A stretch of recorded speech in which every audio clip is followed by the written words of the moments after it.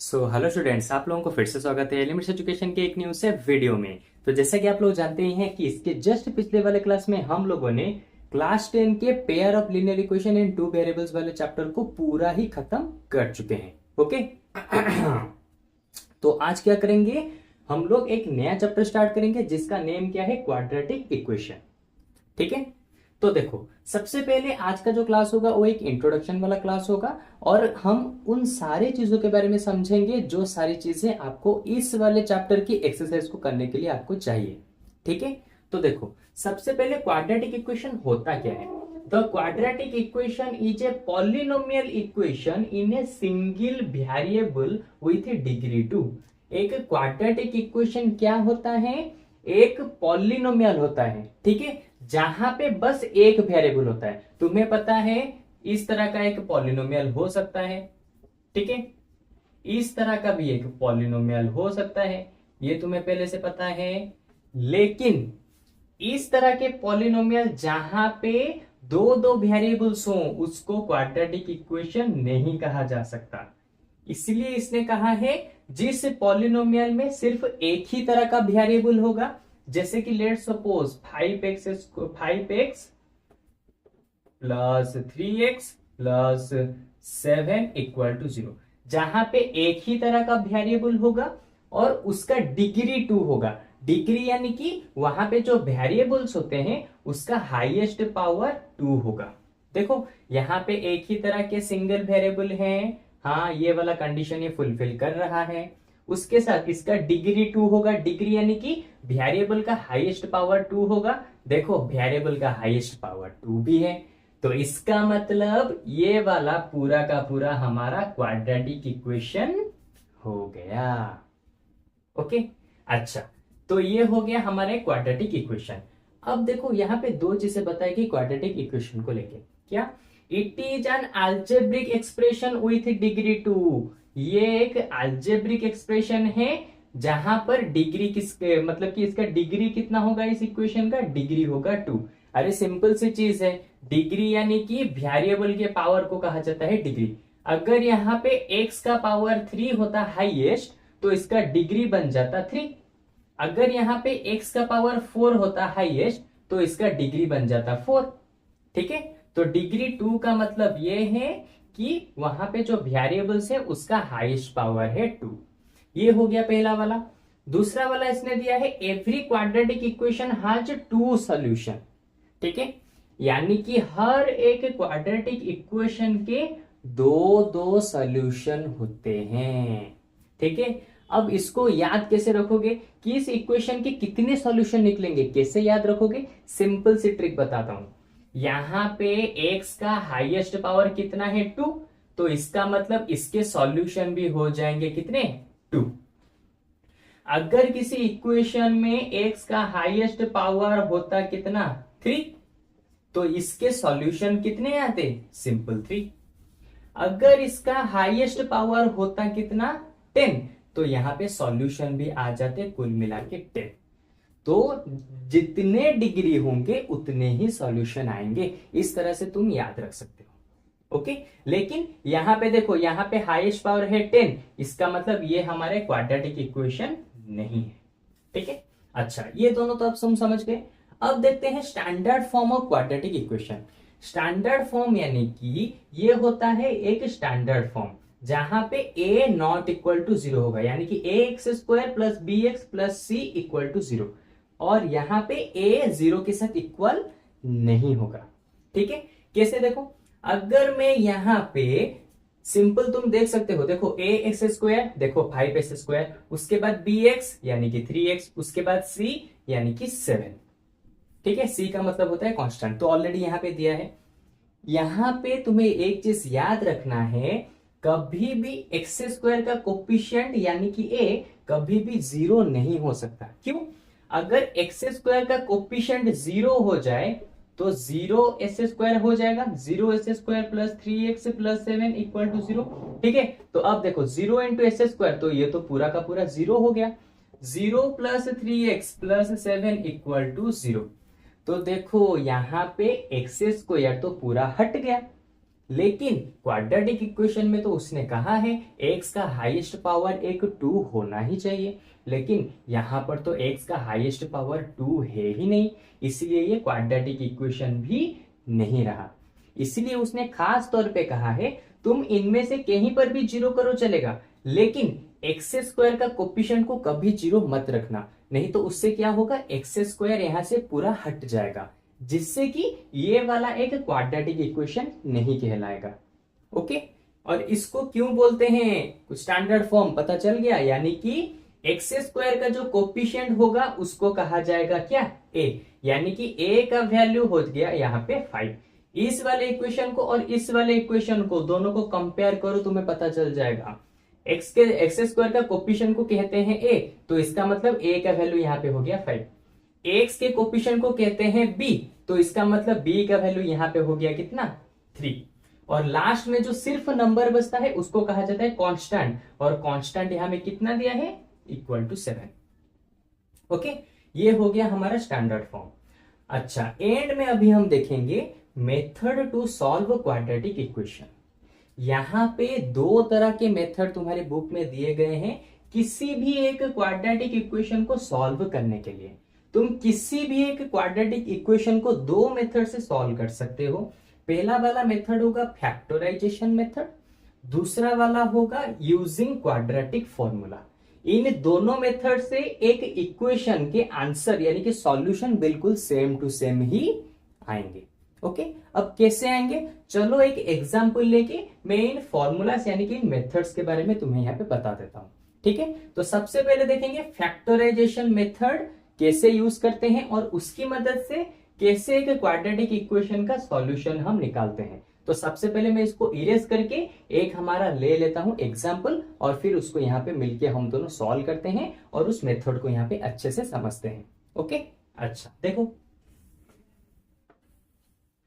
तो देखो इस वाले इक्वेशन को अब हम क्या करेंगे, फैक्टराइजेशन मेथड की मदद से इसको सॉल्व करेंगे और इसमें से एक्स के दो अलग अलग वैल्यूज को हम यहाँ पे निकालेंगे।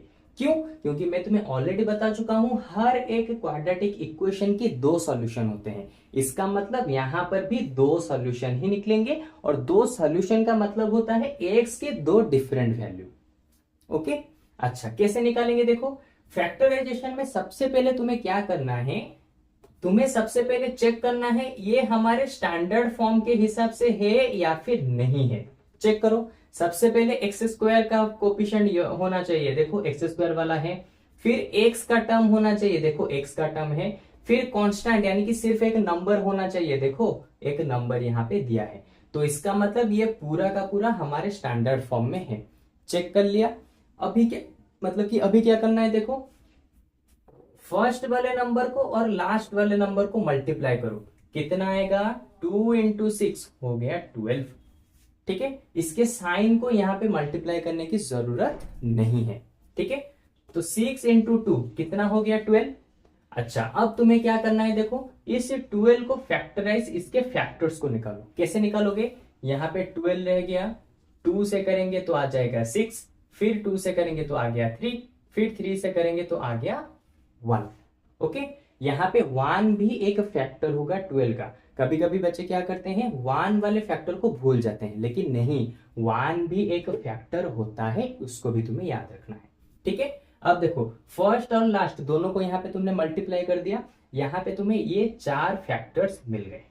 ठीक है, अभी तुम्हें क्या करना है, अभी तुम्हें इन फैक्टर्स को कंबाइन करके ऐसे दो नंबर्स बनाने हैं जिनको तुम माइनस करो या फिर प्लस करो, एक्स के कोफिशिएंट के साथ इक्वल होना चाहिए। ठीक है, एक्स का कोफिशिएंट यानी कि यहां पे कुछ नहीं दिया, इसका मतलब यहां पे 1 ऑलरेडी है। ठीक है, देखो 1x - 2 = 0। इन दोनों को तुमने मल्टीप्लाई करके इनके फैक्टर्स निकाल दिए। अभी क्या करना है, इन फैक्टर्स को यूज करके यहां पे तुम्हें या तो एडिशन करना है या फिर सब्ट्रैक्शन करना है, जैसे कि 1 यहां पे निकले। कैसे करोगे, देखो 3 2 जा 6, यहां पे बचा 2। ठीक है, यहां पे बचा 2, तो क्या 6 और 2 को माइनस करो या फिर प्लस करो, कभी 1 मिलेगा नहीं, इसका मतलब 6 और 2 यहाँ पे यूज नहीं हो पाएंगे। ठीक है, और कई तरह से देखते हैं, इन दोनों को यहाँ पे मल्टीप्लाई करो, 2 2 सा होता है 4 और यहाँ पे होता है 3। क्या 4 और 3 को माइनस या फिर प्लस करने से हमें 1 मिलेगा? हाँ, मिल रहा है। मैं क्या लिख सकता हूँ, 1 की जगह पे मैं सिंपल लिख सकता हूँ 4 और 3, क्योंकि इन दोनों को माइनस करने पे मुझे क्या मिल रहा है? 1 मिल रहा है। ठीक है, तो देखो इन दोनों नंबर्स मुझे कहां से मिले? जब मैंने इन दोनों का मल्टीप्लाई करके इनके फैक्टर्स को निकाला, तब मुझे यहां से पता चला कि इस 1 के दो अलग अलग नंबर कैसे निकाल सकते हैं। ठीक है, तो तुम्हें इसी मेथड को हमेशा क्या करना है? सिंपल यूज करके किसी भी क्वाड्रेटिक इक्वेशन को सॉल्व करना है। फर्स्ट स्टेप में क्या करना है? पहले चेक करो इक्वेशन क्वाड्रेटिक फॉर्मूला में है या फिर नहीं है।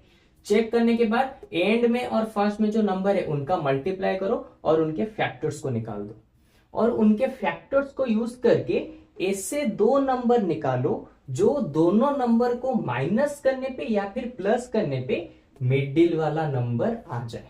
तो जैसा कि हमें यहाँ पे मिल चुका है, 4 माइनस 3 करूंगा तो मुझे यहाँ पे 1 मिल जाएगा। ठीक है, तो ये वाला काम यहाँ पे हो गया। अभी मुझे क्या करना है? देखो सिंपल, 6s² माइनस रह गया। अभी मैं क्या लिखूंगा? 1 की जगह पे लिख दूंगा 4 माइनस 3 और x जैसा था वैसा रह गया। देखो 4 से 3 गया तो बचा 1, 1 इंटू एक्स, तो देखो वही 1 इंटू एक्स ऑलरेडी है। इसका मतलब हमने यहाँ पे कुछ भी वैल्यू को चेंज नहीं किया। अब तुम्हें लगेगा कि सर यहाँ पर तो 1 था लेकिन आपने 4 3 कहां से ले आए? अरे भाई इसको सिंप्लीफाई करो, 4 से 3 जाएगा तो बचेगा 1, 1 इंटू एक्स तो हो गया सिर्फ एक्स। तो देखो हमने यहाँ पे किसी भी तरह का कोई वैल्यू चेंज नहीं किया, बस 1 को एक डिफरेंट तरीके से लिखा है, बस इतना ही काम हमने यहाँ पे किया। ठीक है, और यही वाला काम यहाँ पे मेन चीज है, फैक्टराइजेशन इसी को कहा जाता है। फैक्टराइजेशन का मतलब होता है इस तरह से फैक्टर्स को निकालना और उनको यूज करके बीच वाले जो नंबर हैं उनके दो अलग अलग टर्म्स को निकालना। ठीक है, ये हो गया यहाँ पे। अभी क्या करना है? ब्रैकेट को खोल दो, minus into 4 minus 4 minus into minus plus 3 into, अब x दोनों के साथ मल्टीप्लाई कर दो, ये हो गया 4x, ये हो गया 3x माइनस 2 इक्वल टू 0। अभी क्या करना है? देखो बस कॉमन लेना है। क्या कॉमन लेना है? इसमें से कुछ कॉमन ले जाओ। ठीक है, इसमें से क्या कॉमन लोगे? इसमें से कॉमन जा रहा है 2 कॉमन जा रहा है और x भी कॉमन जा रहा है, तो 2 और x कॉमन चले गए बाहर, तो यहां पे बचा कितना? 3x। यहां पे x कॉमन जा चुका है, 2 भी कॉमन जा चुका है, बचा कितना? सिर्फ 2। और हमेशा याद रखो कॉमन लेने के बाद मल्टीप्लाई करके चेक कर लो कि हमने कॉमन सही लिया या फिर नहीं, क्योंकि बहुत बार कॉमन लेते टाइम हम गलती से किसी एक नंबर को एक्स्ट्रा लिख देते हैं, इसलिए गलती हो जाती है। ठीक है, तो चेक करो, 2 3 जा 6, x इंटू एक्स s² सही है, 2 2 जा 4, x इंटू 1 x तो सही है। इसमें से भी हमें कुछ यहाँ पे कॉमन लेना है। क्या कॉमन ले सकते हैं यहाँ पे बताओ? यहाँ पे 3x माइनस 2 ऑलरेडी है, इसका मतलब हमें यहाँ पे सिर्फ 1 ही कॉमन जा सकता है और कुछ कॉमन नहीं जा सकता। ये लो यहाँ पे हो गया इक्वल टू 0। फिर देखो यहां पर भी है 3x माइनस 2, इस साइड में भी है 3x माइनस 2, तो 3x माइनस 2 दो बार है, इसको एक बार लिखेंगे, और यहाँ पे जो खाली जगह पे दो दो नंबर है इनको मिला के यहाँ पे लिख देंगे इक्वल टू 0। तो अब देखो इन्हीं दोनों से हमें अलग अलग वैल्यूज मिलेंगे, यानी कि अलग अलग सॉल्यूशन हमें मिलेंगे। कैसे मिलेंगे? देखो सबसे पहले मैं यहाँ पे लिखूंगा, देखो दोनों को मल्टीप्लाई करने पे 0 आ रहा है, तो इसका मतलब इसमें से कोई एक 0 होगा। अरे भाई अगर ये वाला 0 होगा तो 0 इंटू दिस 0 आएगा ना, अगर ये वाला 0 होगा तो 0 इंटू दिस तो 0 आएगा ना। इसका मतलब इन दोनों में से कोई तो है जो एक 0 है। तो मैं क्या करूंगा? अभी यहाँ पे लिखूंगा 3x माइनस 2 इक्वल टू 0, यहाँ पे 3x माइनस 2 को इक्वल टू 0 के साथ रख दिया, फिर इस साइड में 2x प्लस 1 को इक्वल टू 0 के साथ रख दूंगा, इसको इक्वल टू 0, इसको इक्वल टू 0। यहीं से मुझे x का वैल्यू मिलेगा। कैसे? देखो 3x रह गया, माइनस 2 इस तरफ जाएगा, प्लस 2 हो गया, 3 यहाँ पे मल्टीप्लाई है, यहाँ पे जाके डिवाइड हो जाएगा। तो देखो x का वैल्यू मिल गया 2/3। ये है हमारा पहला सॉल्यूशन। सेम चीज यहाँ पे करना है, 2x प्लस 1 इस तरफ जाएगा -1, x रह गया, 2 को यहाँ पे ले आओ, ये हो गया डिवाइड में -1/2। तो देखो हमारे यहाँ पे दो सॉल्यूशन मिल गए, यानी कि x के दो वैल्यू मिल गए, जो कि होंगे 2/3 और ये होगा -1/2। ठीक है। अगर तुम्हें चेक करना है कि तुम्हारा आंसर सही निकला है या फिर नहीं, सिंपल इन नंबर्स को x के वैल्यू को यहाँ पे पुट करो, यहाँ पे पुट करो, दोनों जगह पे x के वैल्यू को पुट करो और इसको सॉल्व करो। अगर ये 0 आता है तो इसका मतलब तुम्हारा आंसर सही है। मोस्ट ऑफ द टाइम ये 0 ही आएगा अगर तुमने सही मेथड को फॉलो किया होगा तो। ठीक है, क्योंकि एग्जाम के टाइम में इतना चेक करने के लिए टाइम नहीं मिलेगा, लेकिन फिर भी चाहो तो तुम इसे चेक कर सकते हो। ओके, तो चलो आज के क्लास में हमारा फैक्टराइजेशन मेथड तक यहाँ पे खत्म होता है। अब इसके नेक्स्ट वाले क्लास में हम क्या करेंगे, इसके बाद वाला जो मेथड है, जो फॉर्मूला है क्वाड्रेटिक फॉर्मूला, उसको यूज करके इसी वाले क्वेश्चन को हम दोनों एक साथ मिलके वहां पे उस फॉर्मूला को भी एक साथ समझेंगे। ठीक है, मैं एक ही क्लास में पूरा नहीं समझा रहा हूं, नहीं तो वीडियो बहुत ज्यादा लेंथी बनेगा और तुम्हें समझने में भी बहुत ज्यादा कंफ्यूजन आएगा।